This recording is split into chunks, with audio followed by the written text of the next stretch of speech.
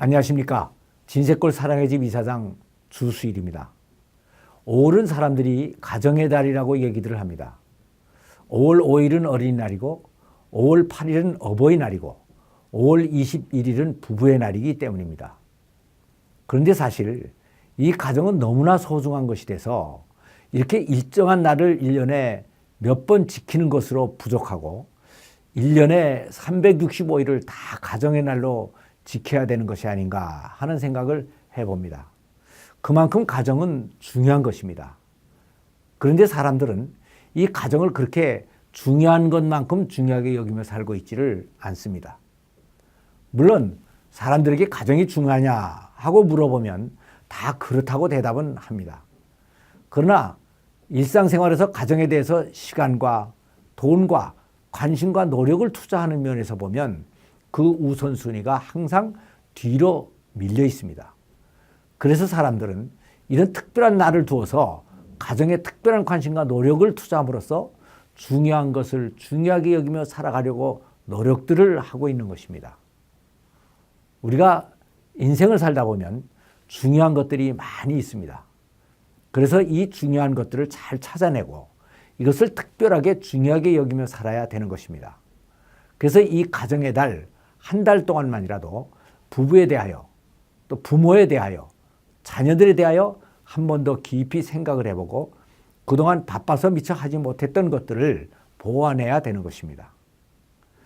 한 번은 제가 세미나를 진행하면서 참석자들에게 종이를 나눠주고 인생에서 자기가 중요하다고 생각되는 것들을 다 적어보라고 얘기를 했습니다. 그랬더니 돈, 집, 취미, 별장, 아내, 부모, 자식, 친구, 명예, 교회, 신앙, 하나님, 가정, 건강, 비전 등 수없이 많은 것들을 다 적어 놓았습니다. 그래서 그 중에 덜 중요하다고 생각되는 것들을 하나씩 빼서 지우라고 얘기를 했습니다. 그랬더니 사람들이 아쉬워하면서 계속 다 지워나갔습니다.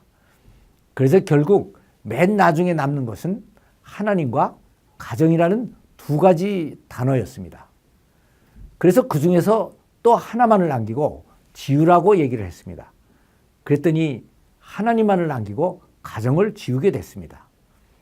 이것이 이렇게 될 수밖에 없는 이유는 하나님은 가정을 만들어줄 수가 있지만 가정은 하나님을 만들어줄 수가 없기 때문입니다.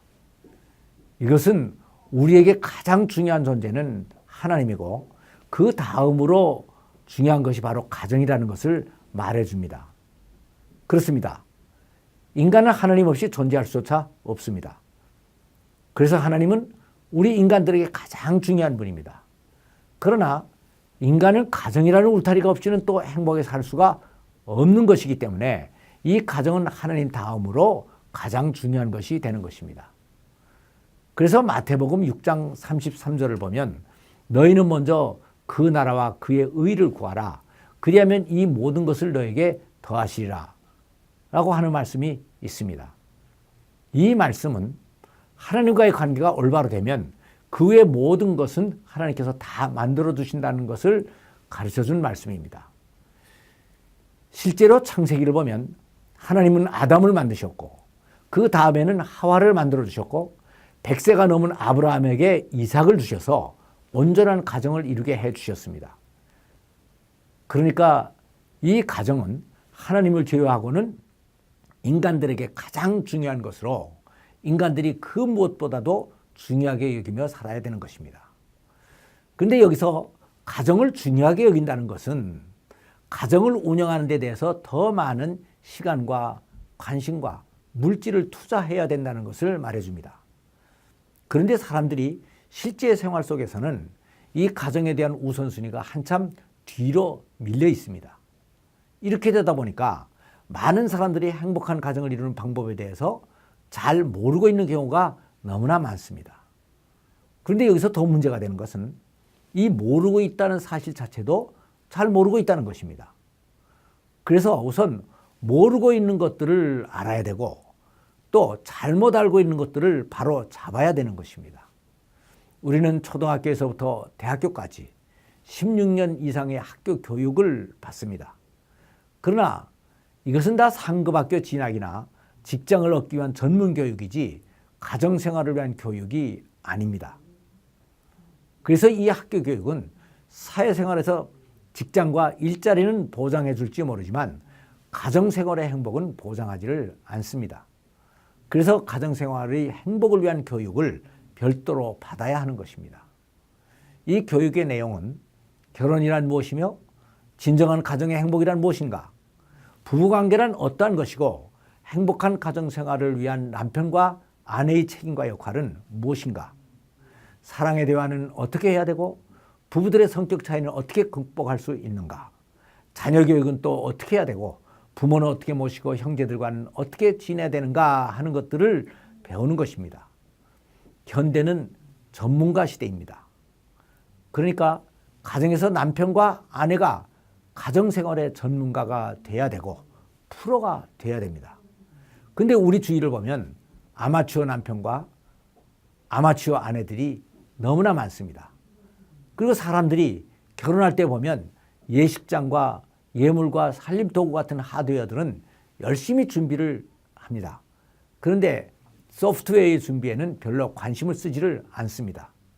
그래서 많은 문제들이 생기는데 이 문제의 부부들을 상담해 주다 보면 그들이 이구동성으로 하는 말이 하나 있습니다. 그것은 이런 것들을 조금만 미리 알았더라면 이렇게까지 되지는 않았을 텐데요 라고 하는 말입니다. 그래서 우리들은 삶의 우선순위를 바꾸고 가정생활의 소프트웨어에 관심과 노력을 더 투자해야 되는 것입니다. 부부관계나 자녀 양육이나 집안의 화목을 이루는 데에는 다른 왕도가 없습니다. 가정에 관심과 노력과 시간을 더 많이 투자를 해야 하는 것입니다. 그래서 저는 결혼해도 면허증 제도가 있으면 좋겠다는 생각을 해봅니다. 자동차 운전에서 면허증이 꼭 필요한 이유는 무면허로 운전을 하다가 사고가 나면 당사자만 불행해지는 것이 아니고 다른 사람들에게까지 큰 피해를 주기 때문입니다. 이런 면에서 생각을 해보면 가정도 마찬가지입니다.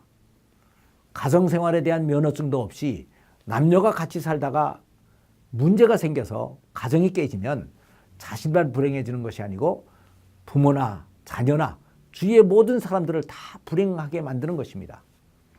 옛날에는 여권을 발급받을 때 소양교육 필증을 첨부해야 했습니다.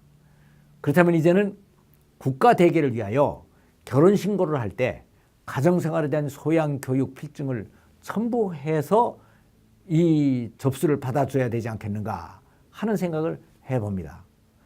그리고 이혼을 할 때에도 이혼 수속 서류에 반드시 부부가 최소한도의 노력을 했다는 증거로 국가적으로 공인을 받는 가정사회기관에서 가정교육을 받았다는 수료증을 첨부하게 해야 되지 않겠는가 하는 생각을 해봅니다.